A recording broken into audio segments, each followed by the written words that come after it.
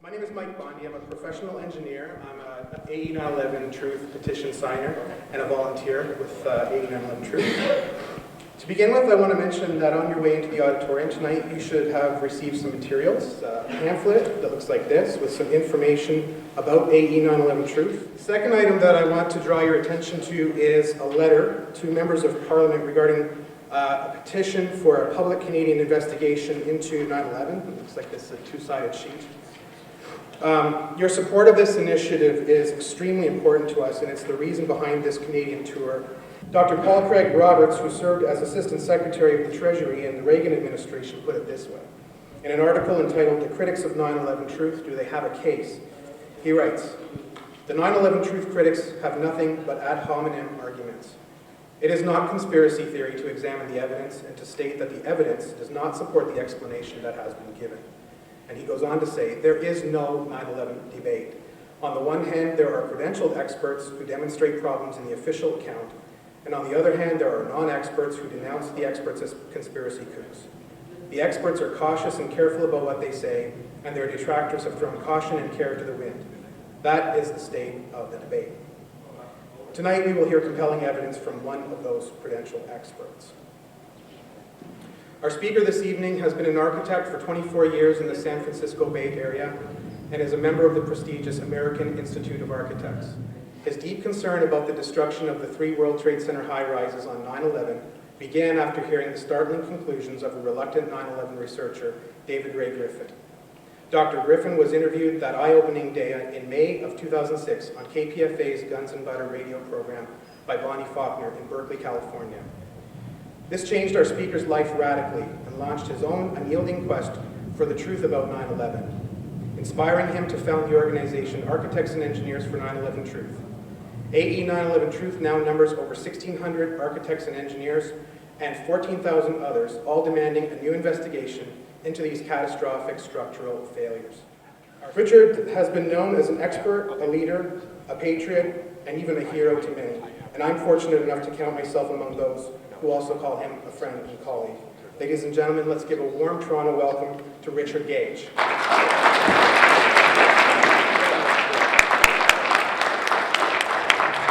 Thank you. Thank you very much. It's awesome to be back in Toronto again. I've spoken in Toronto once with Dr. David Ray Griffin, who I'm honored to speak with. Another time, as you noted, with the Toronto hearings, which was an extraordinary experience for all of us who were honored by being able to speak on behalf of the 9/11 Truth movement with the best evidence put forward ever. So we expect great things from this DVD that's forthcoming. And I want to thank you for your courage and your willingness to reconsider this very difficult subject of the destruction of the World Trade Center with its staggering loss of life. You know, just as architecture and engineering projects are sometimes quite difficult, sometimes very joyful, this particular project has proven to me to be one of the most difficult. Not difficult in terms of reaching conclusions, though, but difficult in terms of the implications of those conclusions and finding people open-minded and willing enough, like yourselves, to come and to examine the facts.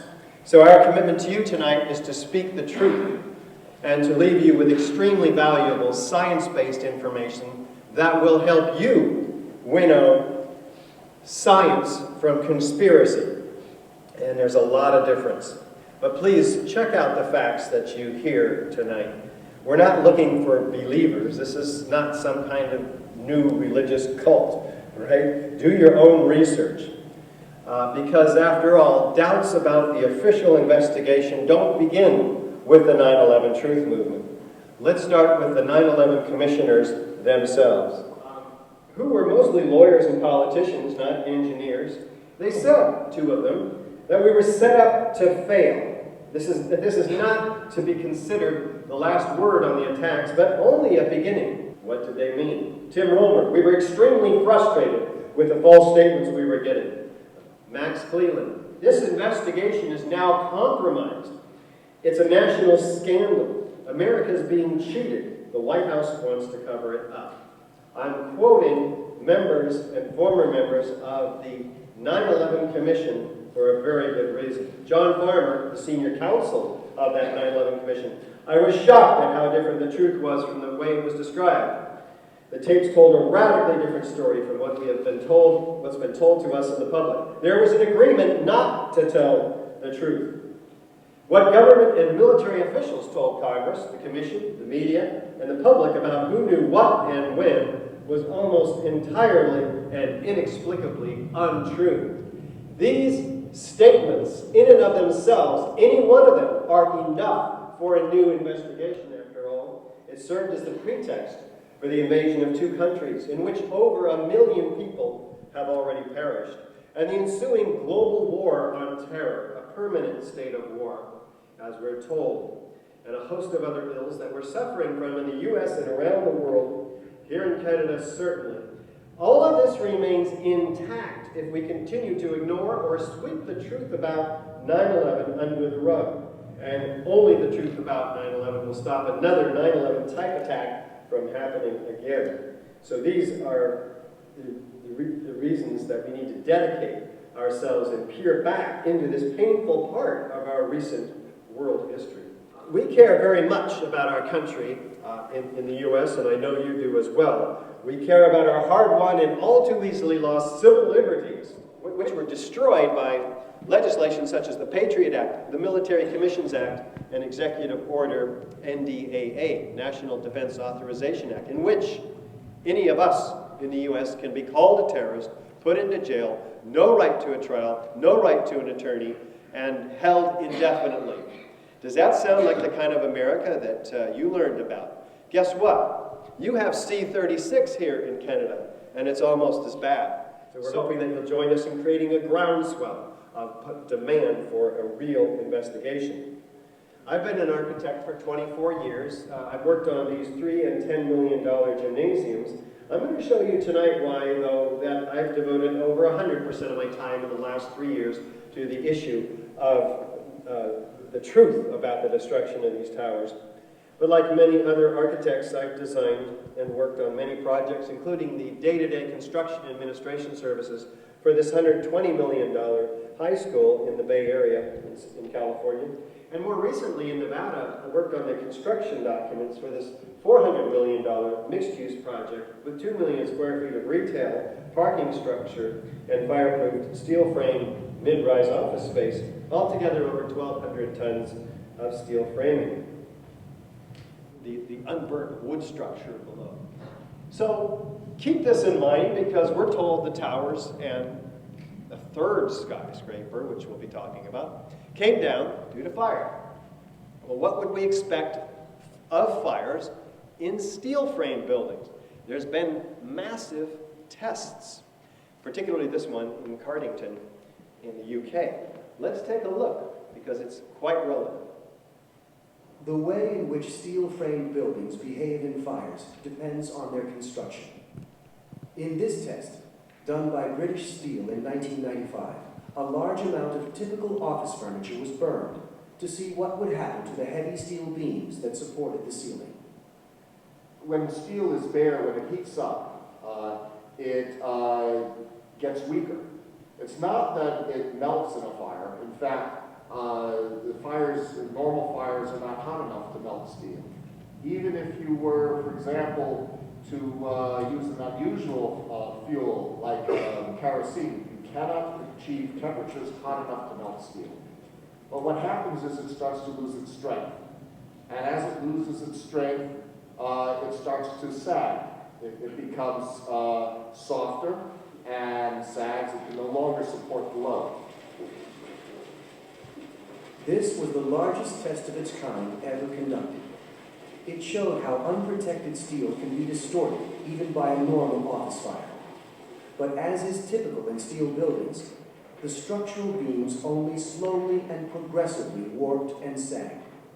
There was no chance of a sudden collapse. In over 20 years, I have not seen, until recently, a protected steel structure that has collapsed in a fire. These fires that you just saw in this test were 2 to 3 times the temperature of the fires in the towers and World Trade Center 7. So this is very relevant. Let's keep going.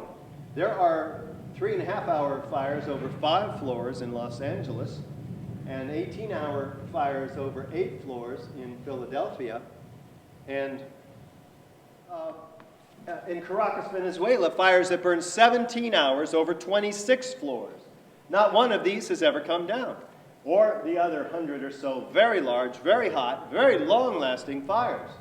And we'll see how hot, large, and long-lasting the fires were at the World Trade Center.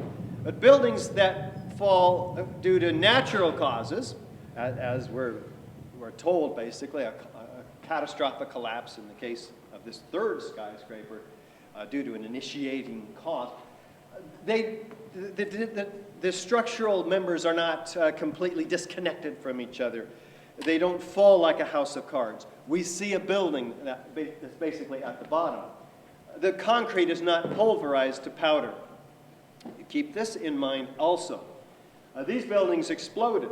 We have thick, billowing, enormous clouds of pyroclastic-like smoke with pulverized solids in the mix, in these cauliflower-shaped plumes that are expanded by the hot gases from the chemicals released or activated in the explosives.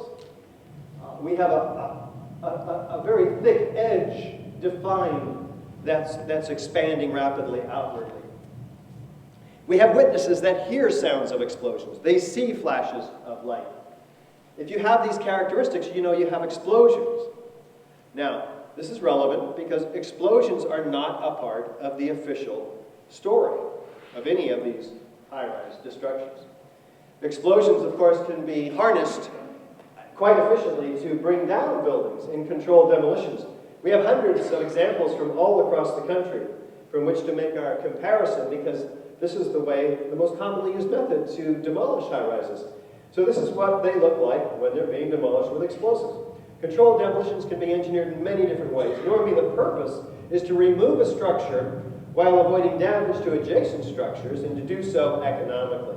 So typically a tall building like these are demolished by placing thousands of cutter charges throughout the columns and beams in the building, and then detonating them in a very precise order, starting with the interior structures and progressing outward and upward, synchronistically timed floor by floor. Destroying the interior columns allows the unsupported weight to pull the exterior inward, and destroying from the building from the ground up allows the weight of the building to be harnessed to do much of the destruction. So the result is an implosion, producing a vertical, symmetrical collapse, like you see here, at nearly free-fall acceleration into a consolidated pile that's broken up and ready for loading and shipment. Now, this is a feat that only a handful of companies in the United States can accomplish, and fire never has. So keep this in mind when you see the third skyscraper, particularly, that we're going to be talking about tonight, come down. Of the third worst structural failure in modern history, something that most architects and engineers are completely unaware of still.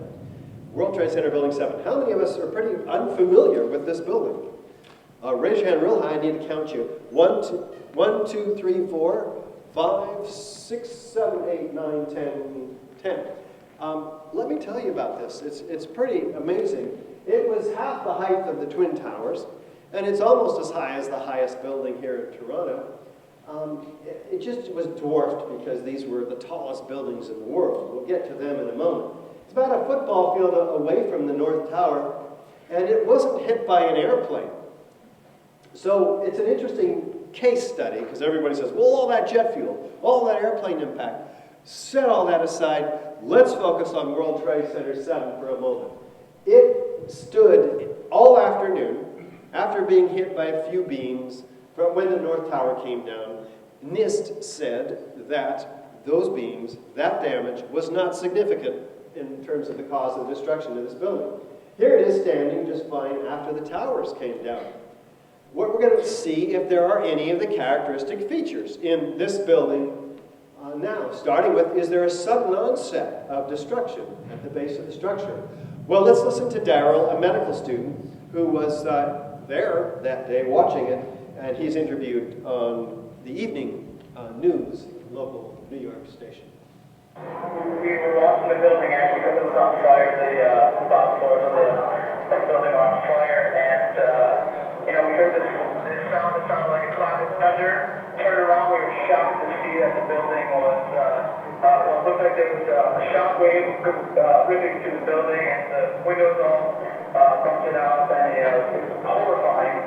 Then, about a second later, the bottom floor caved out, and the building followed after that, and we saw the building crash down all the way to the ground. We were in shock, and then a sound of a clap of thunder, a shock wave ripping through the building, windows busting out, and then the building coming down. Well, let's listen to Dan Rather on CBS News describe for us what he's looking at as he's watching, which for many of us may be our first look at the destruction of this World Trade Center Building 7. What you're seeing are eye shots. Now, here we're going to show you a videotape of the collapse itself. Now we're going to videotape the collapse of this building.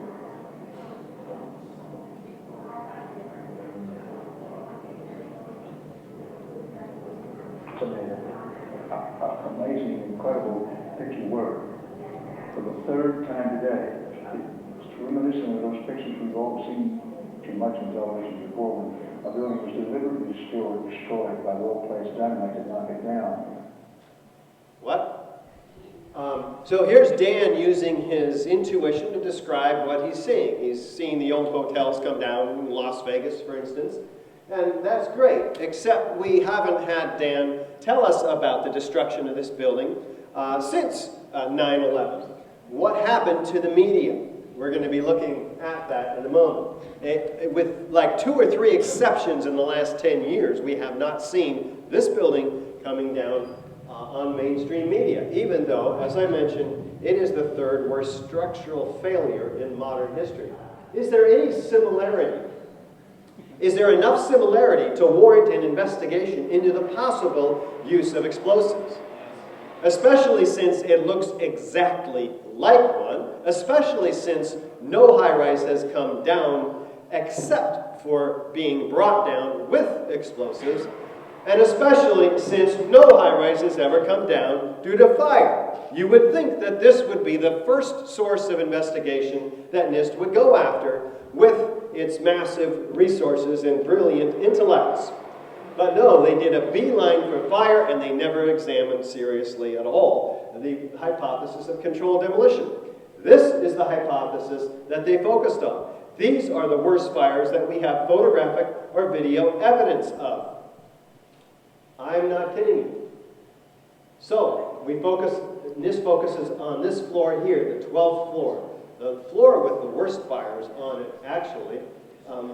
And at column 79, where those fires were raging, according to the official story, and while they were raging, what they did is expand these beams here, causing this girder to travel off of its seat on this column, 79, causing this floor, 13, to fall on 12, 12 on 11, 11 on 10, and so on. Now, there are 23 different problems with this initial initiation of failure. Actually, these beams couldn't have expanded because they're fireproof. Fireproofed beams are insulated from heat. They don't expand. Okay? Let's say they weren't fireproof, though. They could not have expanded because there are shear studs tying them to the structural concrete slab, or the lightweight concrete slab, the diaphragm up above. Well, they said those shear studs snapped as this was expanding. How did they get them to do that? They did not apply any heat to the concrete floor up above. They applied all the heat to the 50-foot-long beams in just 1.5 seconds. All the heat went into that beam, forcing it in the computer model to expand up to 4 or 5 inches, and breaking those shear studs. This is called fraud. Every one of these things I'm pointing out can be spelled F-R-A-U-D. It's a problem for the official story. So let's just say all that could have happened. Could it have pushed this girder off of its seat on this column? No. It would have had to have pushed it 6, 7, 8 inches in order to get off of its seat. So even with the maximum expansion of these beams under those unrealistic circumstances, the girder couldn't even have fallen off. But let's say that it did. If this girder fell off of its seat, this floor still wouldn't have fallen on the floor below. Why? Because there are 2 other girders framed into that column. That floor would have held. This girder would have simply just hung and maybe drifted halfway down the column. But let's say that there were no other girders framed into that column holding that floor up, and they all fell for some reason, and this floor still wouldn't have probably even gotten to fall on this floor, much less caused its failure, because the underside of this floor is just as robust as what you see here structurally. But let's say that that happened. This floor falls on this floor, and the next one, you have an interior cascading collapse for 9 floors, leaving column 79 unbraced, and it buckles. So we need an investigation of the fires as well on this back side of building 7, away from the North Tower, away from the source of those fires. Interestingly enough, this photo shows that those fires are completely out on this side of the building, where they said it was fully engulfed. Over an hour before, those beams were supposed to be expanding and causing the initiation of failure at 5:20 in the afternoon. So if the fires were out an hour before the building collapsed, they could not have been expanding those beams. Those beams would have gotten hot and cooled again. An IRS, Department of Defense, Giuliani's bunker, emergency management, Securities and Exchange Commission, which we talked about. This is really one of the more highly secure buildings in the world, okay? Outside the towers and the Pentagon. Do we think it's reasonable to assume that Al-Qaeda or anybody else could have gotten access to this building? No, this is some sort of, probably of an inside operation, right? This is why people call us conspiracy theorists, because we tiptoe toward the implication, which is obvious if this was a controlled demolition, which most all of us agree with. So that's why we're getting serious about producing evidence and demanding a real investigation. You've seen now how important our work is at AE 9/11 Truth. We're used as the point of credibility, one of the key points of credibility in the 9/11 Truth movement, to bring about public awareness and to bring about a real investigation, because we have the technical experts, 1,600 of them. I'm not kidding you. We have people that are so dedicated to waking up their countrymen here in Canada and in the U.S. and all around the world. So join us. We are a nonprofit organization. We're doing everything we can, but our hands are tied without funds. We're not even able to make ends meet on this 12-city tour. We've got a lot of work to do. And we've done it. We've created now a movie which will be available for you to purchase, and it's taken us 2 years and a whole lot, thousands and thousands of hours of volunteer effort to create this documentary in which we've interviewed 50 technical experts. Let's talk about the Twin Towers first, because the evidence for the Twin Towers is actually quite even more clear than Building 7. Once you look at it with a different lens, if you will, a different framework. Let's examine the structure of this building first. I mean, this is innovative. They won awards for the structure. Even NIST applauded the structural engineer, saying it did its job against the airplane impacts, blaming fires mostly for the destruction of the building. But for the first time in history, in the early 70s, when this was finished being built, they grouped the core columns around the elevator shafts, allowing 20 meters of open office planning between the core and the perimeter. That had never happened before. Before, it was a forest of columns every 20 or 30 feet in the building. Look at this open office planning here. This is really quite extraordinary. And we'll come back to that because it makes some important points. But these core columns, 47 of them, were absolutely massive and almost solid steel at the base. over 1 meter long and half a meter almost wide, solid steel, fitting to 4, 5, 6 centimeters in the middle. And then the lightest steel, way up at the top, just 1 centimeter or 2 thick with these wide flange or I-beams. The structure around the outside is massive, more steel than glass. That's why this is sometimes called an exoskeleton, like a crab almost. Massive resistance to 100-mile-an-hour winds. And it's 100,000 tons of heat sink. Any fires in any area of this building would be absorbed and conducted away from the source of heat. That's the real reason none of those fires and those high-rises you saw have ever destroyed a high-rise, because it's so effective at getting the heat away from its source. So let's look at the jet plane impacts. At 8:46 in the morning, the North Tower is hit by Flight 11. Some people actually think the planes knocked the buildings down or something like that. No, the damage wasn't significant enough, according to NIST. The fires did most of the damage. And it was hit about 12 stories down. Now, 15 minutes later or so, the South Tower's hit about 30 stories down. But it's the first one to fall. It falls after only an hour burning. And in fact, that fire burned out before the building came down. Compare that to those other fires that we saw that burned for 3 hours, 8 hours, 17 hours. Well, let's look at the official story here. We have massive fires on this floor that we don't have real video or evidence of, particularly in the South Tower, which was out just prior to its collapse. So it causes the sagging of these floor trusses.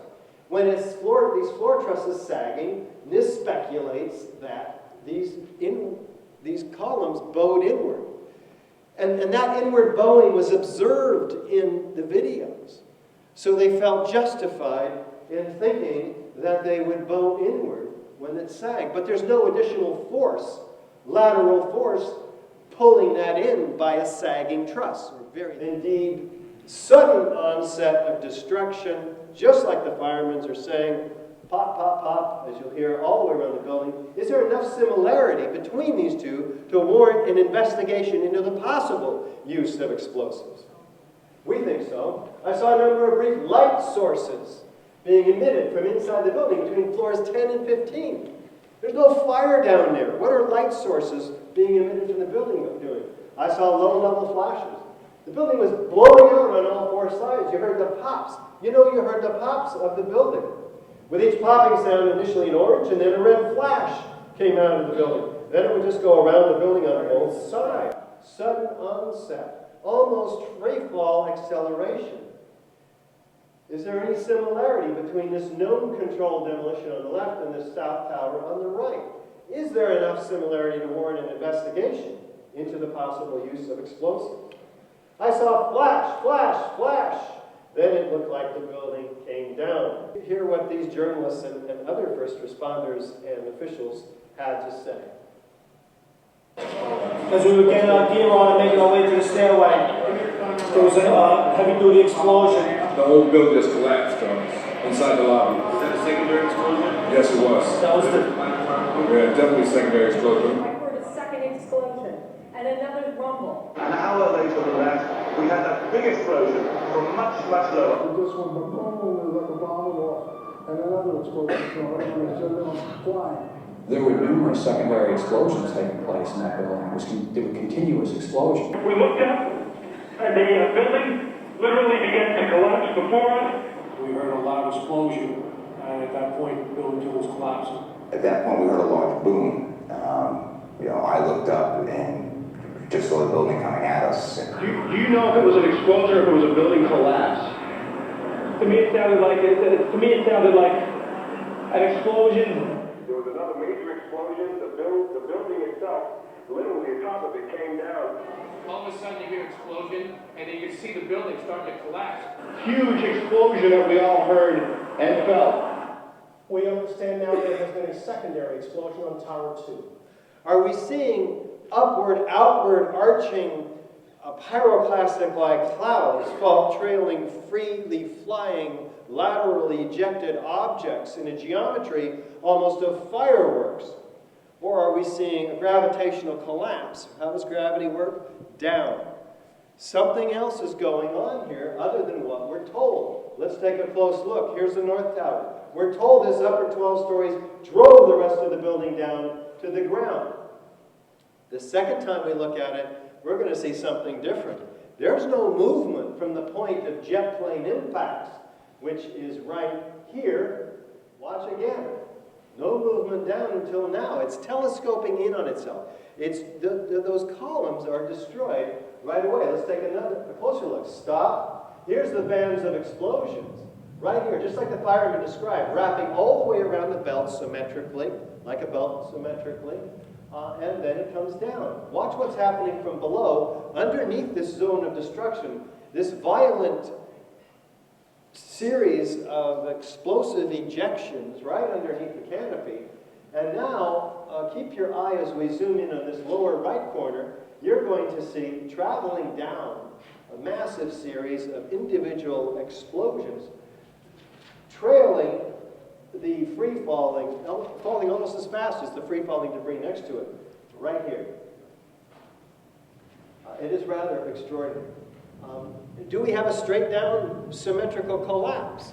Not into the footprint, as we've just seen, but outside, up to 300 or more meters, about each tower. The tower is only 207 feet wide.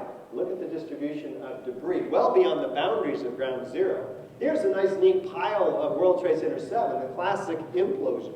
Here's the very explosive event known as the Twin Towers. 1, 2 seconds, 3, 4, 5, 6, 7, 8, 9, 10, 11, 12. Dozen seconds or so. These towers are both completely destroyed. That's fast, okay? That's nearly free fall. This 12-story section held by this giant crane is holding it over nothing but air below. It will fall in about 10 seconds at free fall. This one here with 80,000 tons of structural steel framework that's designed 5 times stronger than it needs to be is going to try to stop this one. We pull the lever on both these cranes. Now NIST tells us that they both hit the ground within a couple of seconds of each other.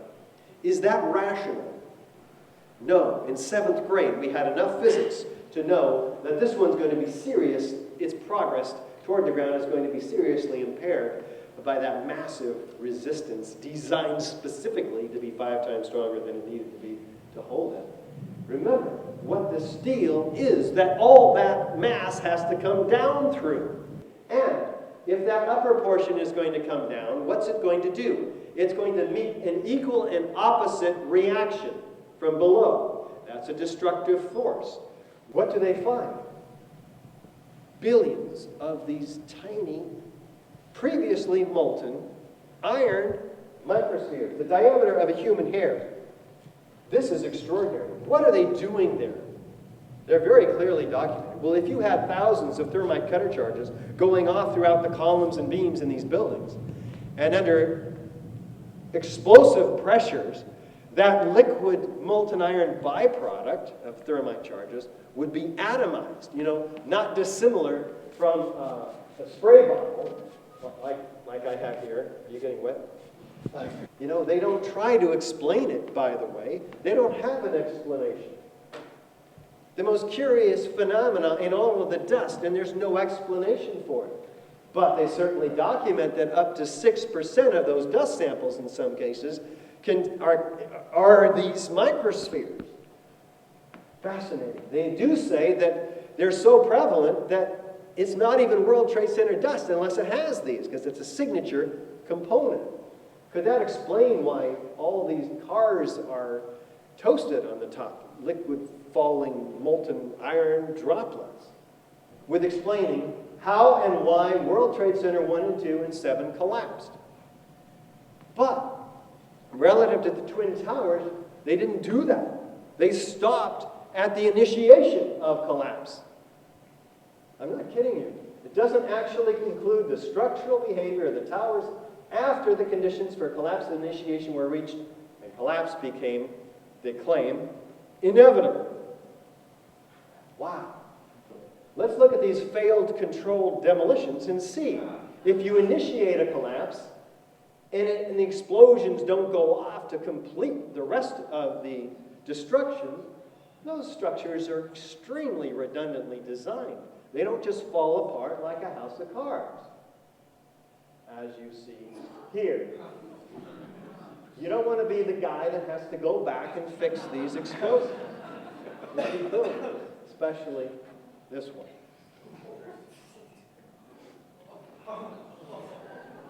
And you don't want to be his neighbor. Pile drivers can't crush buildings. The whole theory makes no sense at all, as you see here. So we provide a challenge, and we said, hey, this doesn't work. And they say, oh, you're right. We're unable to provide a full explanation of the total collapse of the Twin Towers. We think so, too. It's a tin wrap. They'll never read all this, is what they're hoping. It's a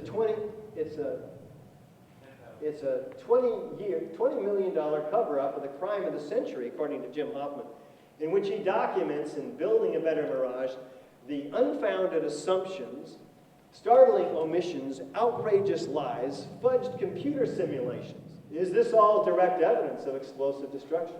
Can fire account for any one of these, let alone all 10 of them? Is there additional circumstantial evidence supporting the hypothesis of controlled demolition? Some people will not wake up to the reality of this information.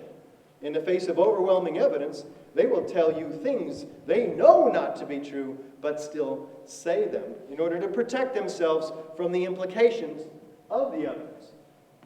Okay, we're not alone. We have 300 9/11 survivors and family members, 220 military, intelligence, law enforcement, government officials calling for a new investigation, 400 distinguished academic professors, 200 entertainment media professionals, 250 pilots and aviation professionals, 200 firefighters, all endorsing the call for a new probe into 9/11, including the former defense minister of Germany, the former president of Italy, the former national minister of defense here in Canada, Paul Hellyer, and some distinguished senators in Japan. And the FBI, curiously enough, themselves, quoting, backed by thorough research and analysis, they say our theory is. This is the letter we received from Michael Heimbach, Assistant Director of Counterterrorism. He's not there anymore. We tried to find him to get some support, you know. Thank you for writing this letter. Can we talk? Go on. Why didn't we see the truth about 9/11? Well, it appears as if our government lied to us about the building collapses. The 9/11 Commission reinforced that lie. FEMA and NIST justified it. Of the arms industry, the oil industry, the banking industry, the insurance industry. All these industries benefited enormously from 9/11. So cui bono, right? Who benefited is something that needs to be researched here. There are online, you can get enveloped versions of these in multiple quantities so that you can pass them out. Everybody should have a dozen or 24 of these so that you're giving them out at various times to colleagues, associates, friends, media representatives, government officials, people you know, architects, engineers. Anybody, almost, who watches this 15-minute documentary that we wrote that has Ed Asner narrating this extraordinary development of the destruction of World Trade Center 7 will come around and agree, oh my God, you're right. This is a controlled demolition. Then they're open. Then they're ready to talk about the Twin Towers. David Ray Griffin is the preeminent researcher, the kind of the grandfather of the 9/11 truth movement, if you will. 9 books on this subject outside the World Trade Center towers also. He covers things like the Shanksville plane, the Pentagon situation, the put options in which millions were made by those betting that the next day, on 9/11, the value of American Airlines and the other airlines would plummet. If it didn't, they would have lost all their money. And so there was an investigation. The 9/11 Commission reported on this, actually, in their report, and they said, well, the investigation didn't lead to Al-Qaeda, so we didn't need to pursue it anymore. That's the scientific method that they're using. By the way, where did it lead? To a former assistant CIA chief running the Deutsche Bank building. That's just a fact. It's not my conspiracy theory. Sign our petition. Curiously enough, even Zbigniew Brzezinski himself, the former national security advisor for Jimmy Carter, actually warned the U.S. Senate recently in 2007 of such a future false flag attack against America and blaming it on Iran so that the Bush administration could go to war in Iran. If we allow the truth about 9/11 to be swept under the rug of history, more false flag attacks than Americans, more wars around the world with millions more killed, more economic manipulation with worsening financial crisis, more loss of civil liberties, and we become, of course, a whole lot less safe. Whereas the truth about 9/11 illuminates these lies and results in the rectification of each of these disasters. So we see 9/11 in a whole new light, as a way of exposing massive corruption to its heights, and more importantly, though, as a way of recovering from its ills. So it's not too late for yourself. Where do you draw your line in the sand? Do you wait for the next 9/11? Predicted by members of Congress and the media to be far worse than the last? No, speak out now, for there comes a time when your silence, all of our silence, is betrayal. Thank you so very much for your kind attention.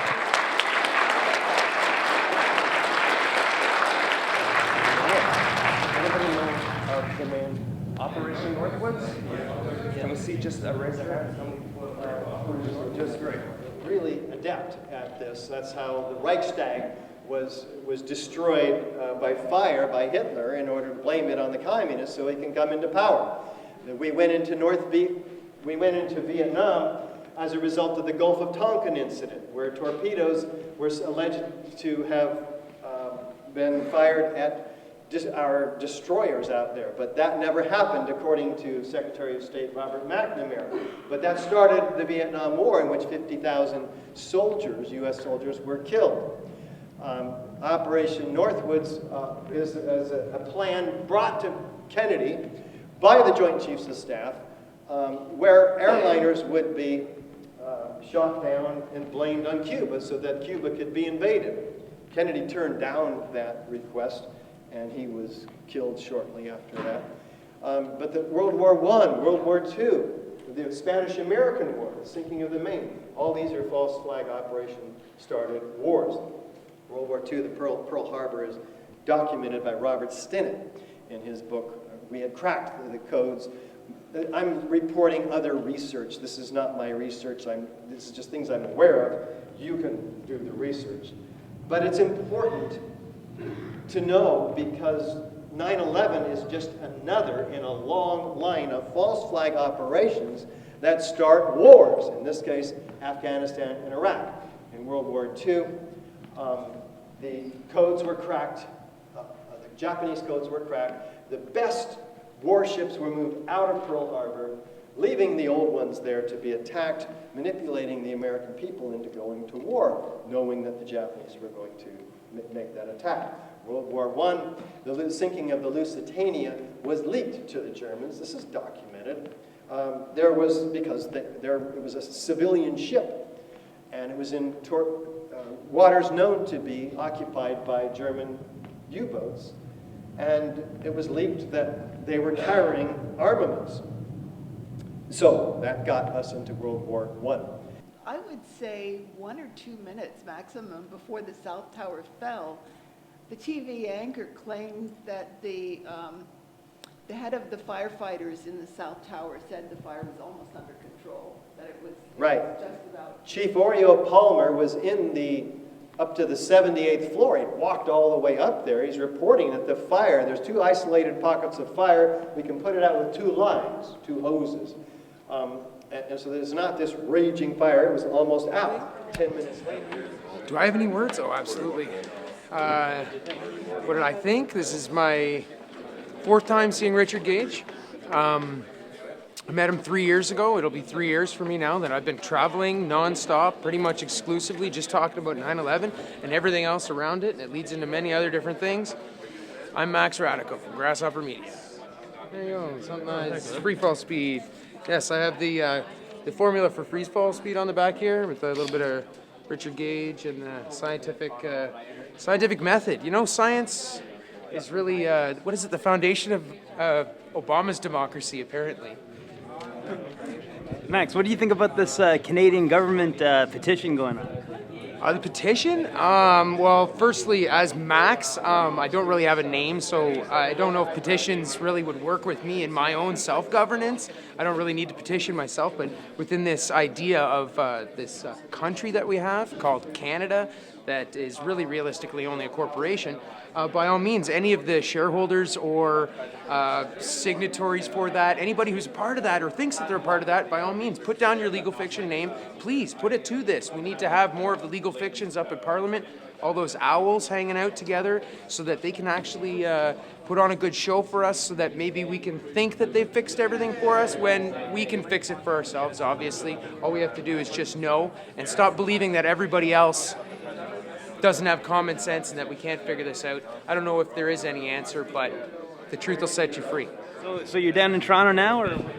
Yeah, I'm traveling around. I'm down in London, hanging out with the London Truth Brigade, and I come up here for Richard Gage. Missed him in Ottawa yesterday, unfortunately, but I'll be heading up to Montreal next weekend to catch him there again, and looking forward to going out to the Fox and Feather now for a hangout session. Yeah, we're at the Richard Gage Canadian Tour, Toronto edition. TorontoTruthSeekers.com.